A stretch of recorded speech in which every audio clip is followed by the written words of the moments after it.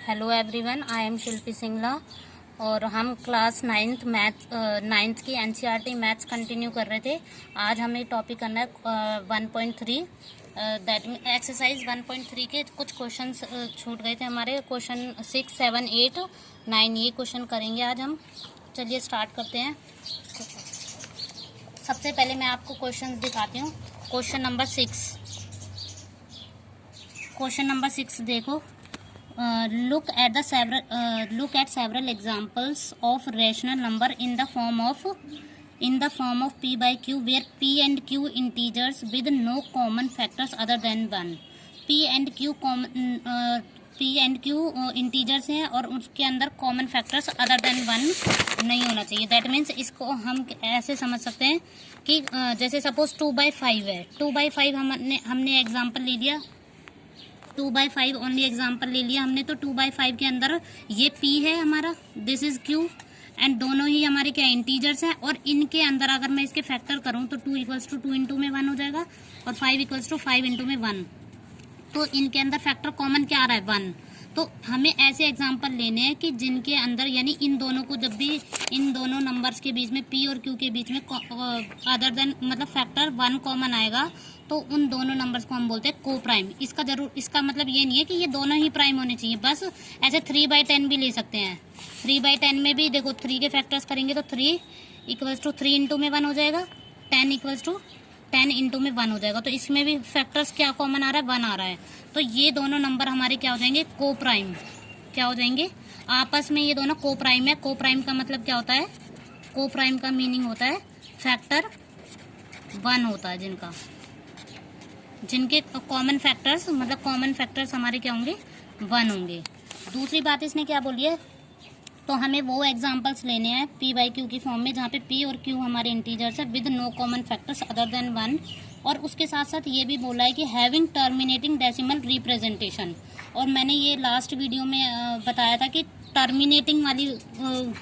Terminating के लिए condition हमारी होती है जो q होता है, यानी जैसे कोई भी रेशनल नंबर अगर p बाई क्यू की फॉर्म में है तो ये जो q है इसकी जो अगर ये जो q है इसकी फॉर्म अगर 2 की पावर m इंटू में 5 की पावर n ये फॉर्म होती है, या फिर और वेयर m और n होल नंबर है। m और n, m एंड n क्या है, हमारे होल नंबर्स हैं, होल नंबर्स है। तो इसका मीनिंग मैंने बता दिया था कि या तो 2 की पावर n में m में ही रहे ओनली, या फिर 5 की पावर n में ही रहे ओनली, या फिर 2 की पावर m और 5 की पावर n, यानी 2 और 5 के पावर्स के कम्बिनेशन में हो q डिनोमिनेटर यानी।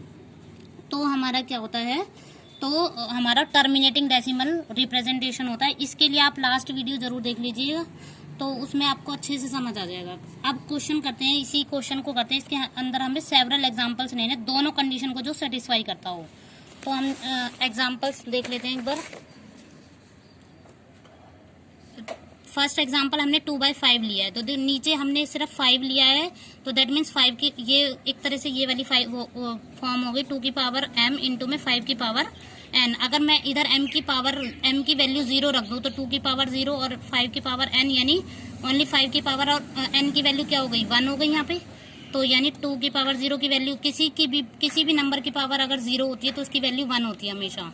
तो 1 इंटू में 5 की पावर 1 हो जाएगी। तो दैट मीन्स ये हमारी क्यू फॉर्म बन रही है। तो यानी ये टर्मिनेटिंग देगा, टर्मिनेटिंग डेसिमल देगा। दूसरी बात हमें बोलना है कि ये दोनों नंबर हमारे को प्राइम होने चाहिए, यानी इनका कॉमन फैक्टर्स अदर देन 1 नहीं आना चाहिए। तो दैट मीन्स 2/5 हम ले सकते हैं, ऐसे 3/5 भी ले सकते हैं, 4/5 भी ले सकते हैं, क्योंकि दोनों का कॉमन 4 और 5 लेंगे तो उनका भी कॉमन फैक्टर्स 1 ही होगा। ठीक है, तो 2/5 हमने फर्स्ट एग्जांपल ले लिया, तो इसकी वैल्यू क्या आ जाएगी, 0.4 हो जाएगी। तो ये टर्मिनेटिंग डेसिमल है। ठीक है, नेक्स्ट एग्जांपल देख लेते हैं 3/8। तो 3, अच्छा देखो 8 हमारा यहाँ पे प्राइम नहीं है, लेकिन ये दोनों को प्राइम है। तो को प्राइम का मतलब बस इतना ही है कि दोनों के फैक्टर्स में जो 1 के अलावा कोई अदर नंबर कॉमन नहीं आना चाहिए। तो 3/8 की वैल्यू कितनी हो जाएगी, 0.375 हो जाएगी। तो ये भी टर्मिनेटिंग डेसिमल हो जाएगा। ये मैंने शो भी कर रखा है कि इनके फैक्टर्स अदर देन 1 नहीं है। तो 3 = 3 इंटू में 1, 8 = इसको 2 इंटू में 2 इंटू में 2 इंटू में 1 में तो ब्रेक कर सकते हैं। तो ये क्या हो जाएगा, और प्राइम फैक्टराइजेशन करना है इनका। तो ये प्राइम फैक्टराइजेशन है, यानी ये सब नंबर हमारे प्राइम नंबर है। ऐसे इसके फैक्टर्स तो मैं 8 के ये भी कर सकती थी, 2 इंटू में 4, लेकिन ये हमारा प्राइम फैक्टर नहीं है क्योंकि 4 हमारा प्राइम नंबर नहीं है। तो हम इस 8 को हम किस में ब्रेक करेंगे, 2 इंटू में 2 इंटू में 2, और ये 2 हमारा प्राइम नंबर है। तो और इसमें कॉमन फैक्टर्स अदर देन 1 नहीं है, तो ये हमारी फ्रैक्शन हम लिख सकते हैं 3/8 इस तरीके से। अब 7/10, 7/10 भी ले सकते हैं। 10 प्राइम नहीं है लेकिन 7 प्राइम है, उससे हमें मतलब नहीं है, बस इन दोनों का जो कॉमन फैक्टर मैक्सिमम 1 आना चाहिए कॉमन। तो 10 और 7 और 10 लेंगे तो इसका डिवाइड करेंगे तो 0.7 आ जाएगा, क्योंकि हमें नीचे मैंने 10 इसलिए लिया है। 10 को मैं क्या लिख सकती हूँ, 2 इंटू में 5 लिख सकती हूँ, तो ये 2 की पावर m इंटू में 5 की पावर n की फॉर्म का है। तो ये क्या हो जाएगा, ये टर्मिनेटिंग देगा और दोनों हमारे को प्राइम है। तो इन दोनों कंडीशन को ध्यान रखते हुए हमें ये फ्रैक्शन लिखनी है, यानी ये रैशनल नंबर लिखने हैं। अच्छा, वैसे नंबर तो ये भी लिख सकते हैं कि मैं 4/10, ये भी रैशनल नंबर है, नीचे वो टर्मिनेटिंग डेसिमल भी है, लेकिन ये 4/10 नहीं लिख सकते क्योंकि इन दोनों में जो ये 4/10 है, मैं इधर अलग से बता देती हूँ, 4/10 है, इसको नहीं लिख सकती मैं। क्यों? क्योंकि इन दोनों के अंदर 4 को मैं क्या लिख सकती हूँ, 2 इंटू में 2 लिख सकती हूँ, और 10 को लिख सकती हूँ 2 इंटू में 5। तो लेकिन ये 2 फैक्टर कॉमन आ रहा है, फैक्टर इन दोनों में से क्या कॉमन आ रहा है, 2। तो ये तो हमें बोला ही नहीं है, उसमें बोला है कि क्वेश्चन के अंदर बोला है, एक बार क्वेश्चन दोबारा देख लीजिए, कि with no common factors other than 1, उसके अंदर अदर देन 1 कॉमन फैक्टर्स नहीं आना चाहिए। ठीक है, इसी तरीके से हम अपने आप कोई भी एग्जांपल बना सकते हैं, बस दोनों बातों को ध्यान में रखते हुए। नेक्स्ट, अब इसने बोल रखा है कि the prime factorisation of Q. अच्छा, इसका आंसर में हमें लिखेंगे कि ये 3 एग्जांपल देने के बाद हम लिख सकते हैं the prime factorisation of Q has only powers of 2 और पावर्स ऑफ 5 और बोथ। बोथ का मतलब 2 की पावर m इंटू में 5 की पावर n, और ये भी लिखना है कि m and n whole number है, ये लिखा भी हुआ है। q हमारा इस फॉर्म में कि 2 की पावर m इंटू में 5 की पावर n और mn where m and n are the whole numbers. तो क्वेश्चन नंबर 6 हमारा ओवर हो गया। नेक्स्ट देख लेते हैं question number 7। Write three numbers whose decimal expansion are non terminating non recurring का मैंने ये बताया था लास्ट वीडियो में ही। अगर आपको क्वेश्चन कुछ भी डाउट है तो आप प्रीवियस वीडियो जरूर देखिए। नॉन टर्मिनेटिंग नॉन रिकरिंग के लिए एक ही चॉइस थी, वो सारे नंबर्स इरेशनल नंबर होंगे। दैट मीन्स जितने भी नंबर्स जिनका भी decimal expansion non terminating non recurring होता है उनका वो हमारे जो होते हैं वो हमारे इरेशनल नंबर्स होते हैं। कौन से होते हैं? Irrational numbers. इरेशनल नंबर्स के लिए हमारे यानी इनका डेसिमल एक्सपेंशन हमारा यही होगा। अच्छा, रेशनल नंबर्स के लिए एक तो इसने 3 एग्जांपल्स बोले तो मैंने स्टैंडर्ड ले लिए पहले तो, फिर मैंने लास्ट वीडियो में बताया भी था आपको कि कैसे फॉर्म करते हैं, फिर मैं दोबारा भी बता दूंगी इसमें कि कैसे इरेशनल नंबर हम खुद से बना सकते हैं। तो √2 की वैल्यू कितनी है? 1.414, ये हमें पता ही है। इसमें ज़रूरी नहीं है इतने सारे डिजिट लिखने हैं। √2 की वैल्यू आप इतनी भी लिख सकते हैं 1.414 और डैश डैश डैश करके, तो ये भी इरेशनल नंबर है। और ऐसे ही करके मैंने स्टैंडर्ड वाले लिए हैं इसमें एग्जांपल्स में। √3 की वैल्यू हमें पता है कि 1.732 समथिंग होती है डैश डैश डैश करके, तो ये हो जाएगी। पाई की वैल्यू भी हमें पता है 3.141। इतनी भी लिख के अगर आगे के डिजिट याद नहीं है तो कम से कम 3 डेसिमल तक आप लिख के और डैश डैश लगा सकते हैं। ठीक है, ये हमारे 3 एग्जाम्पल बोले हैं, इसने बोला नहीं है, कोई से भी ले सकते हैं हम। और अदर्स मैंने यहाँ पे लिख दिए हैं कि हम कैसे फॉर्म कर सकते हैं किसी भी इरेशनल नंबर को। तो जैसे मैंने 1.12 ले लिया पहले, फिर 123 ले लिया, फिर 1234 ले लिया, फिर 12345। तो हमारा ये ब्लॉक ऑफ डिजिट्स तो हैं लेकिन ये रिपीटिशन नहीं है। तो हमारा इरेशनल नंबर के अंदर हमारी यानी अब जब ये block of digit irrational number के अंदर हमारी डिजिट्स रिपीट नहीं होती, तो ये ब्लॉक ऑफ डिजिट्स तो बन रही है लेकिन रिपीटिशन नहीं है, तो हम बार नहीं लगा सकते। और जब भी बार नहीं लगा सकते तो हमारा क्या होता है? इरेशनल नंबर्स होते हैं। और इरेशनल नंबर जब भी बार नहीं लगा पाते तो वही नंबर हमारे क्या होते हैं?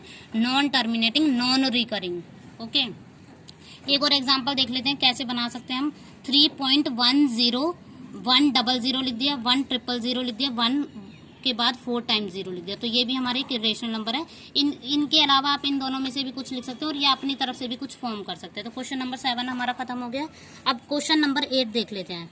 Find 3 rational number. अभी हमने पीछे एक एक्सरसाइज की थी, उसके अंदर हमने क्या था कि P/Q की फॉर्म में जो दे रखे थे उनके बीच में हमने क्या करा था? 2 सॉरी कभी 5 रेशनल नंबर फाइंड करे थे उन बीच में, उन दोनों के बीच में, या फिर 6 बोले थे।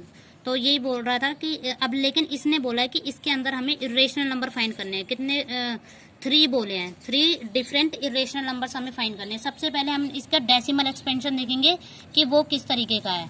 तो सबसे पहले इधर देखेंगे 5/7 है क्वेश्चन में, 5/7 क्वेश्चन के अंदर दे रखा 5/7 और 9/11 के बीच के मतलब इनके बिटवीन हमें 3 इरेशनल नंबर फाइंड करने हैं। तो 5/7 की वैल्यू कितनी हो जाएगी?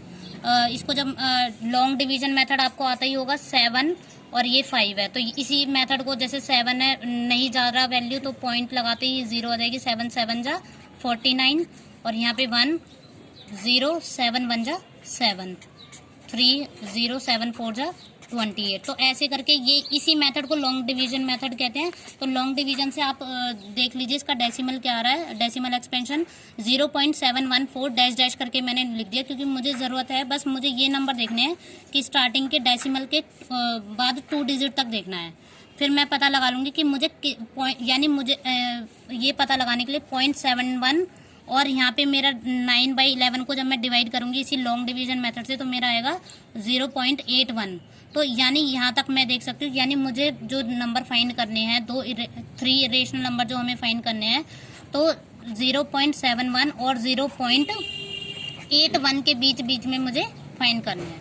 तो इरेशनल नंबर्स बिटवीन 5/7 एंड 9/11, देखो ये 0.71 है, 0.71 है तो इसका मतलब 0.72 तो और यहाँ पे क्या है 0.81, इन दोनों के बिटवीन हमें फाइंड करना है।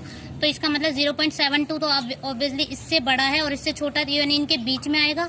तो मैं किसी भी नंबर को 0.72 से शुरू करके आगे मैं कुछ भी लिख दूं अपनी मर्जी से, तो अब हमेशा इन दोनों के बीच में ही रहेगा, क्योंकि यहाँ से बस इन दोनों डिजिट को मैं जब भी फोकस कर रही हूँ कि 7 तो है ही, इस 1 से बड़ी लूंगी और इस 8 से छोटी लूंगी, तो इसका मतलब क्या है 0.72 ले लूंगी तो इन दोनों के बीच में लाई करेगा। तो 0.72 फिर मैंने अपने आप बना लिया 73 74 75, ये ब्लॉक ऑफ डिजिट है लेकिन रिपीटिंग नहीं है। तो रिपीटिंग जब होता जब 0.72 72 ही चलता रहता, तो लेकिन ये रिपीटिंग नहीं लिखना हमें, तो इरेशनल नंबर है। इस इरेशनल नंबर में नॉन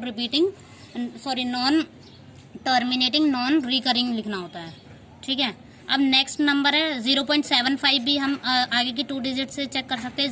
ये मैंने इसी का ही ले लिया एग्जांपल जो इसके आंसर बुक में दे रखा है 0.75075, यहाँ पे मैंने 10 लिख दिए, यहाँ पे 00 लिख दिए, यहाँ 000 एंड सो ऑन करके डैश डैश करके लिख सकते हैं। तो ये भी एक नेक्स्ट इरेशनल नंबर हो गया इन्हीं के बिटवीन, किस किस के बीच में, इन दोनों के बीच में, यानी 0.71 के और 0.81 के बिटवीन। नेक्स्ट नंबर है हमारा 81 था, यहाँ पे 0.81 था तो मैंने यहाँ पे क्या ले लिया, इसी से जस्ट छोटा यानी 0.80 से स्टार्ट कर लिया, यानी 0.80 फिर 0.80 फिर 800 ले लिया, फिर 8000 फिर 8 के बाद 4 टाइम्स 0 ऐसे एंड सो ऑन करके हम इरेशनल नंबर बना सकते हैं, ठीक है। ये हमारे क्वेश्चन नंबर 8 हो गया। अब 9 के अंदर बोल रहा है हमें क्लासीफाई करना है। Question number 9, classify the following rational numbers, मतलब इन्हीं नंबर्स को हमें क्लासीफाई करना है कि ये नंबर्स रेशनल है या इरेशनल। सबसे पहले देख लेते हैं क्वेश्चन नंबर 9, इसी का पार्ट 1 कर रहे हैं। √23 गिवन है, तो √23 में हमें क्या करना है, देखो ये जब भी रूट के अंदर नॉन परफेक्ट स्क्वायर वैल्यू हो, ये यानी ये नंबर हमारा परफेक्ट स्क्वायर नहीं है 23, तो ये हमारा क्या हो जाएगा, डायरेक्ट इरेशनल नंबर हो जाएगा, इरेशनल नंबर। अगर इसी के अंदर होता √25 तो ये 25 को क्या लिख सकती हूँ मैं, जब ये रूट से बाहर आएगा तो या तो +5 आएगा या फिर -5 आएगा, और +-5 जब भी आएगा तो इसको मैं 5/1 लिख सकती हूँ या फिर -5/1। तो ये P और P/Q की फॉर्म में आ रहा है, वेयर Q ≠ = 0, दोनों ही P/Q की फॉर्म में। तो यहाँ पे ये अगर इसके अंदर अंडर रूट के अंदर परफेक्ट स्क्वायर वाली वैल्यू नहीं होती है तो वो इरेशनल नंबर है। अदरवाइज अगर रूट के अंदर परफेक्ट स्क्वायर वाली वैल्यू है तो वो हमारे रेशनल नंबर हो जाएगी, ओके। अब नेक्स्ट जो है एग्जांपल इसी टाइप से है, अंडर रूट के अंदर 2 2 5 दे रखा है, हमें पता है कि ये एक परफेक्ट स्क्वायर है और ये परफेक्ट स्क्वायर होता है हमारा 15 का, किसका होता है, ये 15 का। और चेक करने के लिए मैं एक इसकी सिंपल ट्रिक बता देती हूँ। किसी भी नंबर के लास्ट में अगर 5 है तो उसका अगर मुझे स्क्वायर चेक करना होता तो मैं ऐसे कर सकती हूँ, 5 5 × 25। इसका जस्ट नेक्स्ट नंबर क्या होता है, 2 होता है, तो इन दोनों के आपस में मल्टीप्लाई कर दो, यानी 1 × 2 225। ये सिर्फ उनके लिए जिनके लास्ट में 5 लग रहा होता है, उन्हीं के लिए ये ट्रिक है। जैसे तो ये क्या हो जाएगा हमारा, ये मैंने चेक कर लिया कि ये 15 का स्क्वायर बन पा रहा है, और तो स्क्वायर से रूट कर जाएगा तो +-15 आ जाएगा, और इसको मैं p/q की फॉर्म में लिख सकती हूँ, यानी 15/1 और -15/1। तो ये p/q की फॉर्म में है, तो ये क्या हो जाएगा हमारा सेकंड वाला रेशनल नंबर हो जाएगा। ओके, नेक्स्ट थर्ड क्वेश्चन देख लेते हैं। 0.3796, तो 0.3796 है, ये दे रखा है। अब हमें पता है ना तो इस पे बार लगा हुआ है, ना ही डॉटेड से रिप्रेजेंट कर रखा है, यानी ये टर्मिनेट हो चुका है। और टर्मिनेटिंग वाला हमारा क्या होता है, रेशनल नंबर। रेशनल नंबर हमारे दो ही होते हैं, या तो किसी भी नंबर पे बार लग रहा हो, दूसरी बात, या फिर वो टर्मिनेटिंग हो, बस इन्हीं दो में हमारे रेशनल नंबर होता है। थर्ड वाला है फोर्थ वाला है 7.478478। अब आप देख सकते हैं कि इसमें 478 और फिर डॉटेड से रिप्रेजेंट कर रखा, दैट मीन्स 478 ये रिपीट हो रहा है, यानी ये इतना ब्लॉक ऑफ डिजिट हमारा रिपीट हो रहा है हर बार। तो मैं क्या इस पे बार लगा सकती हूँ, बिल्कुल लगा सकते हैं। तो 7.478 जो है हमारा, ये क्या हो जाएगा, जब भी बार लगा पाते हैं किसी भी नंबर पे तो ये हमारा रेशनल नंबर होता है। ठीक है, एक लास्ट वन बच रहा है आखिरी, 1.10100 100 एंड 1 4 टाइम्स 0 एंड 1 और डैश। ये ब्लॉक ऑफ डिजिट आप देख पा रहे हैं, ये डेसिमल के बाद यहाँ पे 10 है, यहाँ 100 है, यहाँ 100, ये रिपीटिंग नहीं है। ये एक पैटर्न हम बना पा रहे हैं, लेकिन एक रिपीटिंग ब्लॉक ऑफ डिजिट नहीं है, क्योंकि यहाँ पे 2 डिजिट है, यहाँ पे 3 डिजिट है, यहाँ पे 4 डिजिट है। तो ये हमारा क्या हो जाएगा, ये इसी तरीके से पैटर्न मैंने बताया था कि रेशनल नंबर हम बना सकते हैं। तो ये हमारा क्या है, रेशनल नंबर है, क्योंकि ये ब्लॉक ऑफ डिजिट आ रही है इसमें, लेकिन रिपीटिंग नहीं है। तो रिपीटिंग नहीं है, हम बार नहीं लगा पा रहे हैं, तो ये क्या हो जाएगा, एक इरेशनल नंबर हो जाएगा। ओके, अगर आपको ये वीडियो अच्छी लगी है तो please like share and comment करके ज़रूर बताइए कि ये वीडियो आपको कैसी लगी। Thank you.